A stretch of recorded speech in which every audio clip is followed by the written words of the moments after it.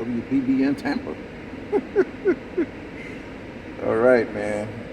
I'm at the Wawa here on 301 in Bloomingdale, and it's 11:04 on Monday. Today is the last day of October. This day is never going to come again. Okay, there may be other October 31st in the future, if God allows. But this particular one ain't coming around no more. Uh-uh. Unless if Joe Biden decides to change the calendar, because the Bible says that the Antichrist will change the calendar. He's going to change the times and seasons. So who knows? Maybe we'll start going backwards in time. Maybe. Well, I'll tell you something. If you got a brain like his, man, you need the flux capacitor to go back in time, and maybe back in the pre-aneurysm days, or whatever he had, pre-stroke days, whatever, pre-mental disabilities days, And let me turn this fan down a little bit, man. This thing is gonna knock my toupee out. Woo! So anyway, man, beautiful song there by whoever it is.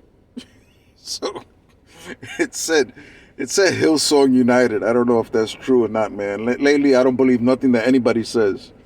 I'm like them people from Missouri. They should have the show me state. That's it, man. As a matter of fact, my clock says 11:06, and this little clock here says 11:0, maybe 8. I don't know what time is it on the cell phone. And my other cell phone, I don't know what happened to it. So I really don't know what to say to you, man. I know today is supposed to be my first day of driving trucks. Supposed to have a 40-hour refresher course. A 40-hour refresher course. I don't know, man. I wanted the whole course. I wanted the 3 weeks. That's what I was hoping for. If I can get the 3 weeks, then hey, I'd be a happy man. But they say now, since I have my ankle is bugging me, and the doctor, how these doctors are. These doctors are like, yeah, we're gonna come in 2 weeks. You have an appointment to have an X-ray, and then you go back over there to see the doctor. No, there's nothing wrong with the X-ray came back clear. Make an appointment to get an MRI or whatever, a bone scan or whatever. And then you come in and then you have that. And then they say, hey, nothing happening. But I tell you what, man, come in 2 weeks and make yourself an appointment to see an ankle therapist. It's like, man, look, just please send me to an MRI already. The people who probably do the MRIs are like playing solitaire over there, not doing anything. Come on, you're the VA, you're the veterans, man. You're supposed to treat me like something special. I was willing to put my life on the line. I went to war for you people, I was in the war between the Bronx and Brooklyn, where we held them off at Manhattan. They tried to get across the bridge, to go to 138th Street, but we stopped them there. We put our lives on the line,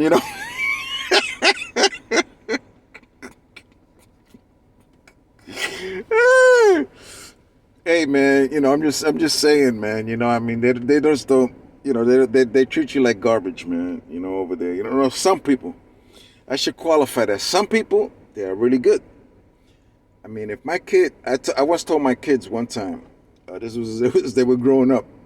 I told them, I said, if I ever hear you people are working for the government, I said, except for first responders and military, I said, if you're working for anything else, I'll slap you in the face. But not really, man. It depends. If they're how do you say, if they're doing, if they feel that that's God's will for them, and they're doing good there. Let's say if one of them decides to be an occupational therapist, or a physical therapist, or a music therapist, or a driving therapist. Oh, gee, don't get me started with a driving therapist, please don't get me started with a driving therapist. Oh, gee, don't get me started with driving therapists. But anyway, man, uh, if they want to be a therapist, like I even hear they have a dance therapist. Now that's one therapy I didn't take. Now, I did take the 3D. I was part of a 3D therapy that they had using the Oculus, is it? The Meta whatever thing, 3D, where you can actually feel like you're in the inside, man. They have like a 3D concert kind of thing, and it was fantastic, man. I mean, I felt like if I was right there, jamming with the guys, jamming with the girls. But I kid you not, man. You have a lot of different things that are happening here. I'm getting distracted here by all the people here at the Wawa, and I'm checking them out as they're going in. Homeboy look like he's gonna rob the place any minute. Well, I gotta go inside. Hopefully I can get some money out of this ATM machine. If not, I'm holding it up. I'm gonna hold up the ATM. Hold up the ATM. Go over there. All right, give me all your money, and the ATM's gonna be like, enter in your code. I'm gonna say, forget about the code. Give me your money. Oh, don't get me started, people. Let me put on my glasses here. I thought these were somebody else's glasses. They really got a dark tint though to them. I don't know who asked for the dark tint, man. I'm gonna have to ask for some extra glasses, man, because I never asked for a tint. So what do? They give me a tint. I don't like tint on the cars. So what do? I get a car that has tint on the windows. Now I gotta get a spray to take the tint out. Yeah. These first world problems that I have here. First world problem when you got a third world budget. Is that a no? You got a first world problem when you got a fourth world budget. Not even a third world. You have a fourth world budget, man. I gotta go and pick up a couple of things. Hey, you people have yourself a great day. It's 9:04. I just wanted to say that, this is like the first day of me starting this here. And just to show that I'm getting playful, when I get into when I go into the Wawa, I'm the king now. No, I don't like that way that looks. Here you go. I'm the king. That is the king. You rule. Says there, you rule with the Burger King. Okay, let me see if I can get that a little bit wider because I got a big head. Go figure, me with a big head, huh? All right, how does that look? Well, I think it's better with the orange though, because seeing that we're into the whole orange kick with the pumpkins and all this other stuff. I'll let you go. It's 10 o'clock, man. God bless you, people. May the Lord cause His face to shine upon you and give you peace. I wish I could sing that song. Do the whole thing with the rabbinical blessing. Maybe I should learn that one, huh? I don't like these tinted glasses, man. I don't know why they send me these things, man. This is my newest prescription. The double stroke changed my prescription.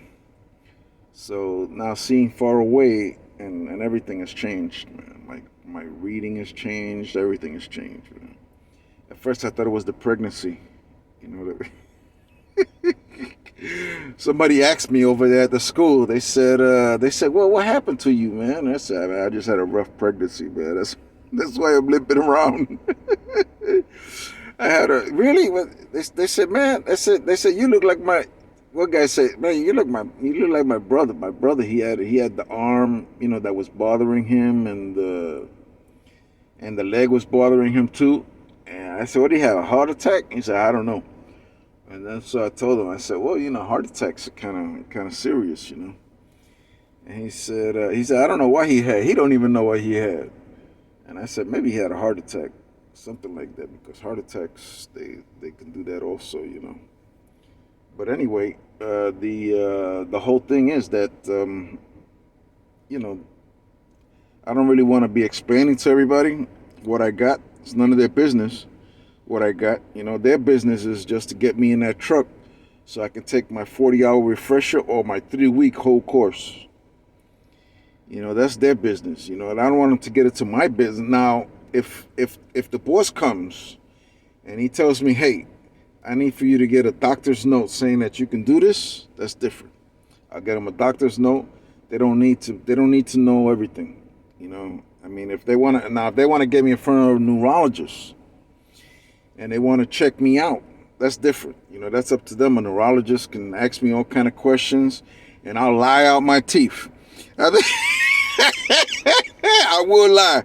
I'm not kidding you, man. I know the Bible says you shouldn't lie. But you know what, man? I've learned that, you know, everything is okay. I lie and I know it, and I know God will forgive me for it. You know, that's terrible, ain't it?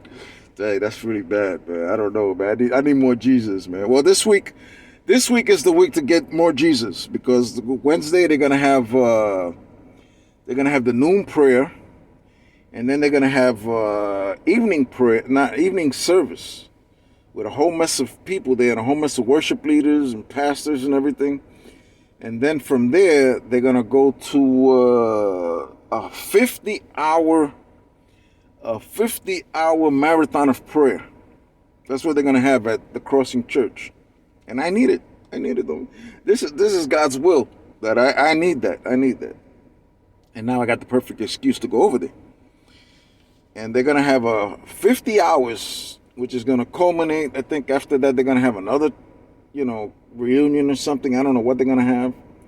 So 50 hours then, and I'm going to be coming and going and this and that. So the whole thing about this is that then they're going to have like another service, I think on the 4th and the 5th. I don't know what, I don't know exactly, but I know it's going to be big. You know, I know it's going to start on the 2nd. It's going to be the 4th, the 5th, whatever. You know, they're going to have like, I think they're going to just open up the church and leave it open for and they need it, you know, and I need it even more, you know, because just like Saul said, he was the chief of all sinners. You know, well, he's gone. He's up in heaven. He's been made into the pillar of the church, I do believe.